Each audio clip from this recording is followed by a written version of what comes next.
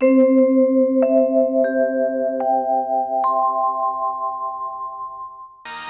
सनंदन सनातन सनत कुमार, ये ब्रह्मा जी के मानस पुत्र कोई कपड़ा भी नहीं पहनते। आशा बसन, आशा बसन, आशा माने दिशा, दिशा ही इनके वस्त्र हैं, अर्थात दिगंबर रहते और 5 वर्ष की अवस्था। और व्यसन क्या है? बोले रघुपति चरित हो ही तह सुनहि, भगवान का चरित्र सुनते और सुनाते रहते हैं, दूसरा इनका काम ही। बोले महाराज सुनाने वाले लोग कहाँ मिलते हैं? बोले इनको न सुनाने वाले की जरूरत है न सुनने वाले की जरूरत, चारों श्रोता हैं और चारों वक्ता हैं। जहां कहीं इनका मन रम गया चारों बैठ गए, एक आसन पर बैठ करके वक्ता बन जाते और 3 श्रोता बन जाते, कथा शुरू। और जब वो थक जाएं तो 3 में से कोई उठ करके ऊपर चला जाए, बैठ जाए, और वो नीचे आ जाए, फिर कथा शुरू। निरंतर भगवान की कथा में निमग्न रहने वाले ये चारों सनकादिक ब्रह्म स्वरूप बद्रिकाश्रम में, बद्रीनाथ धाम में सत्संग करने के लिए बैठे थे। उसी समय श्री नारद जी महाराज पहुंच गए। नारद जी जब पहुंचे तो नारद जी बड़े उदास थे। नारद जी की उदासी को देखकर, इनकी चिंता को देखकर सनकादिकों ने पूछा कि इदानीं शून्य चित्तोसी गतवित्तो यथा जनः। देवर्षि नारद, आप इतने चिंतित हैं, क्या कारण है? तो नारद जी ने कहा, भगवन, मैंने संपूर्ण पृथ्वी पर भ्रमण किया, सारे तीर्थों में मैं गया, लेकिन कहीं पर मुझे शांति नहीं मिली। नारद जी कहते हैं कि पुष्करम च प्रयागम च काशीम गोदावरीम तथा।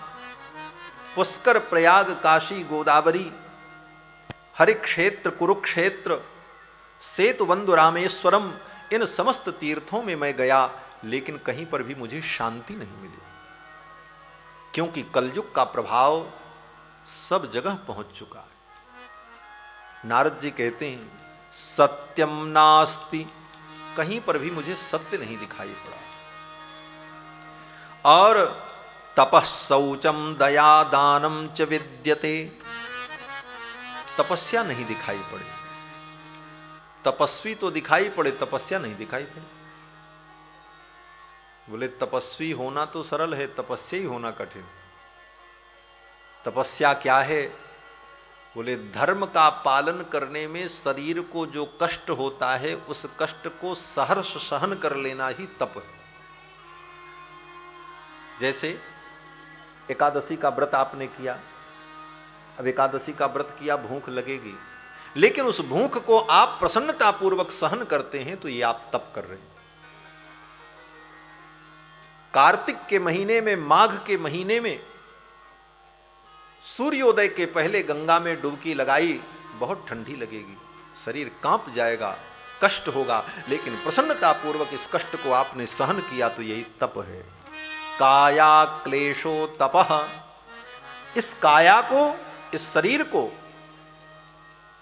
धर्म के आचरण में हम जो दुख सहन कराते हैं, इसी का नाम तप है। और आज का प्राणी इतना सुविधा भोगी हो चुका है कि तपस्या करना बहुत कठिन है। थोड़ी सी गर्मी नहीं सहन हो सकती, थोड़ी ठंडी नहीं सहन हो सकती। इतने हम सुविधा भोगी बन गए कि तपस्या हमारे जीवन से चली गई। तो कहीं तप नहीं। नारद जी कहते हैं सब जगह मैंने देखा, विपरीत ही आचरण दिखाई पड़ा। गृहस्थों की क्या स्थिति भाई? नारद जी कहते हैं कि तरुणी प्रभुता गेहे श्यालको बुद्धिदायकः। बहुत विलक्षण बात कही है, आप अन्यथा मत समझना। नारद जी कहते हैं कि कलयुग का प्रभाव मैंने ये देखा कि घर घर में पुरुष का प्रभाव समाप्त हो गया, स्त्री का ही प्रभाव व्याप्त हो गया। पुरुष का शासन खत्म हो गया। पुरुष तो केवल कमावे और कमा के ला के रखे, उसका विनियोग कैसे होगा, उसे क्या करना है, शासन तो स्त्री का चलेगा। ये कलयुग का तरुणी प्रभुता गेहे। घर में प्रभुता किसकी चल रही? बोले तरुणी की। अब बुद्धि देने वाला कौन है? बोले श्याल को बुद्धिदायक। और बुद्धि देने वाला विचार का, वो विचार देने वाला कौन? बोले श्यालक, साला। गृहस्थों की स्थिति क्या हो गई? बोले अपने भाई से विचार विमर्श नहीं करेंगे। कोई काम करना हो तो भाई से सलाह करें, चाचा जी से सलाह करें, दादाजी से सलाह करें। बोले नहीं, साले साहेब से। साले साहेब ससुराल के लोग जो सलाह देंगे वो ज्यादा महत्वपूर्ण होगी। गोस्वामी तुलसीदास जी ने भी वर्णन किया है कि कलयुग की स्थिति क्या है। ससुराल प्यारी लगी जब ते रिपुरूप कुटुंब भये तब ते। ससुराल प्यारी लगी जब ते रिपुरूप कुटुंब भये तब ते। रिपुरूप कुटुंब भये तब ते। रिपुरूप कुटुंब भये तब ते। गोस्वामी तुलसीदास जी कहते हैं कि ससुरारी प्यारी लगी जबते। जब से ससुरार प्यारी लगने लगी तो परिणाम क्या हुआ? बोले रिपुरूप कुटुंब भये तबते। उस दिन से अपने परिवार के लोग ही शत्रु दिखाई पड़ने लगे और माता पिता का आदर खत्म हो गया। मान ही मातु पिता तब लो, अबला मुख दीख नहीं जब लो। गोस्वामी तुलसीदास जी कहते हैं कि माता पिता का आदर तब तक होता रहा जब तक अबला के मुख को नहीं देखा। अगर ऐसी स्थिति है तो समझ लेना कलयुग प्रवेश कर गया है। इस स्थिति से मुक्त होने का प्रयास करना चाहिए, क्योंकि ऐसी स्थिति आएगी परिवार में तो समझ लो कलयुग आएगा। श्याल को बुद्धिदायक। बुद्धि देने वाला कौन? बोले साला। और एक कहावत कहते हैं हमारे यहां कि घर को खाया, दीवाल को खाया आले ने और घर को खाया, दीवाल को खाया आले ने। घर में दीवाल बनती ना, तो दीवाल में अगर आले बना दो, आले का मतलब अलमारी, बड़ी बड़ी अलमारियां बना दी जाए तो सारी दीवार गायब हो जाएगी। क्यों? बोले सब खोखली हो जाएगी दीवार, क्योंकि अलमारी बनाने के लिए तो जगह बनाना पड़ेगा। तो बोले दीवाल को खाया आले ने और घर को खाया। और प्रमाण है महाभारत की शकुनी के बुद्धि पर चलने का परिणाम धृतराष्ट्र को क्या प्राप्त हुआ? संपूर्ण वंश का विनाश। कहने का तात्पर्य कि आदर, साले साहब का आदर होना चाहिए। ससुराल पक्ष के लोग आवे, उनका भी आदर हो, लेकिन परिवार के विषय में कोई निर्णय हो, कोई कार्य हो तो अपने स्वजनों का महत्व देना चाहिए। ये तात्पर्य है। नारद जी महाराज कहते हैं कलयुग में यही स्थिति सर्वत्र दिखाई पड़ी। लेकिन कलयुग के प्रभाव से केवल गृहस्थ ही नहीं, विरक्त साधु महात्मा भी वंचित नहीं रहे। कलयुग ने उनके ऊपर भी प्रभाव डाला। क्या प्रभाव डाला? नारद जी कहते हैं कि न योगी नैव सिद्धो वा न ज्ञानी सत्क्रियो नरः। महात्मा संत ये लोग भी कामिनी से मुक्त हुए तो कंचन में इनकी निष्ठा हो गई, धन संग्रह की प्रवृत्ति उत्पन्न हुई, जो साधु संतों के जीवन को भी विकृत कर देता है। गोस्वामी तुलसीदास जी कहते हैं कि कलयुग की यही स्थिति है। तपसी धनवंत दरिद्र गृही, तपसी धनवंत दरिद्र गृही। जो तपस्वी होगा वो कलयुग में बड़ा धनवान होगा, जबकि उसको धन की जरूरत नहीं है। यथार्थ में देखा जाए तो साधु महात्मा संत महात्माओं को धन की क्या आवश्यकता है? न उन्हें बेटी का ब्याह करना है, न बेटा का ब्याह करना है, न कोई रिश्तेदारी का कोई फर्ज निभाना है। धन की जरूरत तो सदगृहस्थ को है, क्योंकि गृहस्थ के द्वार पर सभी लोग आते हैं। सन्यासी भी गृहस्थ के द्वार पर भिक्षा मांगने जाता है, ब्रह्मचारी भी गृहस्थ के द्वार पर भिक्षा लेने जाता है। गृहस्थ के ऊपर इतनी जिम्मेदारी, परिवार का पोषण, समाज का पोषण, पुत्रादि परिवार का पोषण, धन की उसे परम आवश्यकता है। लेकिन कलयुग का प्रभाव विपरीत है। इस कलयुग की स्थिति को देख करके नारद जी बड़े दुखी। नारद जी कहते मैं घूमते घूमते वृंदावन पहुंचा। वृंदावन में जमुना के तट पर मुझे एक दृश्य दिखाई पड़ा। क्या दिखा? बोले एक स्त्री युवती विलाप कर रही थी, रो रही थी, और उसके अगल बगल दो पुरुष पड़े हुए थे, दोनों बूढ़े थे, और अनेक स्त्रियां उस स्त्री की सेवा कर रही थी। कोई पंखा डुला रही थी, कोई चमर कर रही। नारद जी ने सोचा कोई होगी, वृंदावन है, कितने लोग आते जाते रहते। नारद जी तो आगे जा रहे थे, लेकिन उस स्त्री ने नारद जी को रोका। भो भो साधो क्षणम तिष्ठ, हे साधु रुक जाओ, मत चिंतामपि नाशय, मेरी चिंता का नाश करो, मैं बहुत दुखी हूं।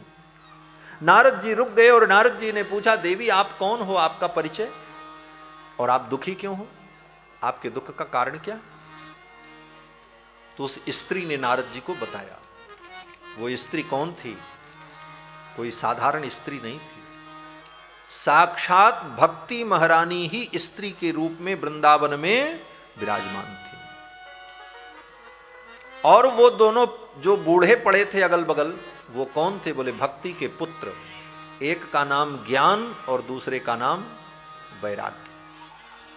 और अनेक स्त्रियां जो उनकी सेवा कर रही थी वो कौन थी?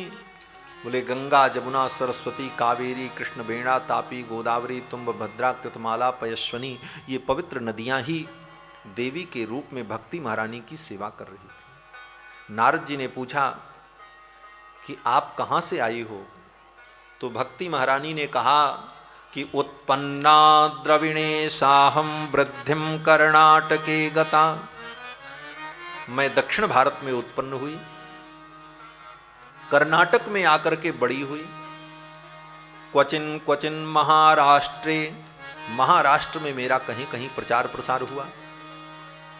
गुजरात में आकर के मैं जीर्ण हो गई, और वृंदावनम पुनः प्राप्य नवीनेव स्वरूपिणी, वृंदावन में आते ही मैं तो जवान हो गई, मैं तो नवीन हो गई, लेकिन ये मेरे पुत्र ज्ञान वैराग्य अभी भी बूढ़े हैं।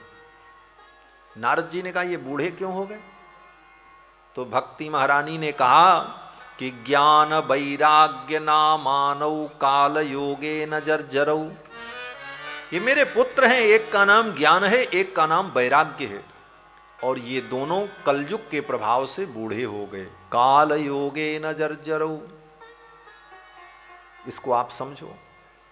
हमारे आपके जीवन में भी भगवान की भक्ति तो आती है, लेकिन भक्ति के पुत्र जो ज्ञान और वैराग्य हैं वो बूढ़े के बूढ़े ही बने रहते हैं। बूढ़ा होने का मतलब बोले क्रिया शक्ति से रहित हो जाना ही वृद्धावस्था है। बुढ़ापा क्या है? व्यक्ति वही रहता है, लेकिन उसके अंदर वो क्षमताएं नहीं रहती जो क्षमता जवानी में होती है। दौड़ पड़ना, कुछ भी कर डालना, साहस, बल, लेकिन वो वृद्धावस्था में नहीं होता, व्यक्ति वही होता है। उसी प्रकार भक्ति के पुत्र ज्ञान वैराग्य हैं, लेकिन कलयुग में ये दोनों बूढ़े हो गए। बूढ़े हो गए मतलब अब ये कुछ करने लायक नहीं रहे। हमारे आपके अंदर भी ज्ञान वैराग्य है, लेकिन वो ज्ञान वैराग्य कैसा है? बोले बूढ़ा हो गया, कुछ कर नहीं सकता। ज्ञान कहां नहीं? बोले ज्ञान तो सबको है। ज्ञान क्या है? बोले ज्ञान केवल इतना है कि भगवान को छोड़ करके अपना कोई नहीं है, और जो हम सत्कर्म करते हैं ये सत्कर्म ही हमारे साथ जाएगा, यही ज्ञान है। और इतना ज्ञान तो एक भिखारी को भी होता है। एक विदेशी कोई दार्शनिक भारत में आया, काशी में गंगा के किनारे घूम रहा था, एक भिखारी भीख मांग रहा था। भिखारी ने कहा, दे दाता के नाम, दाता के नाम पर दे दो, यही तुम्हारे साथ जाएगा, बाकी कुछ नहीं जाएगा। उस दार्शनिक ने आश्चर्य किया, अरे भारत में एक भीख मांगने वाला व्यक्ति भी इतना बड़ा ज्ञानी है जो कह रहा है कि यही साथ जाएगा, जिसको जगत की असारता का, जगत की असत्यता का इतना बोध है। बोले बोध तो है, लेकिन वो बेकार है, किसी काम का नहीं। अगर इतना ही बोध होता तो फिर भीख ही क्यों मांगता। कहने का तात्पर्य कि ज्ञान तो उस भिखारी को भी है, लेकिन वो ज्ञान बूढ़ा है, अर्थात किसी काम लायक नहीं। उस ज्ञान से उसके दुख की निवृत्ति नहीं हो पा रही। और वैराग्य, बोले वैराग्य भी नहीं। कहने को हम कह देते हैं हमारा क्या है, सब तो भगवान का है, लेकिन कोई भी विषय वस्तु संसार की छूटती नहीं, वैराग्य भी दृढ़ नहीं होता। तो भक्ति तो हृदय में है, लेकिन भक्ति के पुत्र ज्ञान वैराग्य बूढ़े हैं, इसीलिए भक्ति रो रही है। भक्ति कहां रो रही? बोले वृंदावन में। क्यों रो रही? बोले उसके पुत्र ज्ञान वैराग्य बूढ़े। इसको आप अपने जीवन में अनुभव करना। भक्ति आपके जीवन में हो और भक्ति आपको लेकर के वृंदावन और अयोध्या पहुंच जाए, भगवान के धाम में पहुंच जाए, लेकिन अगर ज्ञान वैराग्य को आपने स्वस्थ नहीं किया तो वहां भी जाके रोना ही पड़ेगा। भक्ति आने के बाद भी रुदन समाप्त नहीं होगा, दुख की निवृत्ति नहीं होगी, रोना पड़ेगा। क्यों? बोले जब तक ज्ञान वैराग्य दृढ़ नहीं होगा तब तक भक्ति को भी सुख नहीं मिलेगा, भक्ति रोती ही रहेगी। इसीलिए भक्ति करने वाले ज्ञान वैराग्य को जो महत्व नहीं देते, वो लोग जीवन भर रोते ही रहते हैं। भक्ति तो करते हैं लेकिन रोज रोते हैं भगवान से, ठाकुर ये दे दो, ठाकुर ये कर दो, हे ठाकुर हम तुमसे ये मांग रहे हैं। जीवन भर मांगते ही रहते हैं, रोते ही रहते हैं, कारण कि ज्ञान वैराग्य दृढ़ नहीं।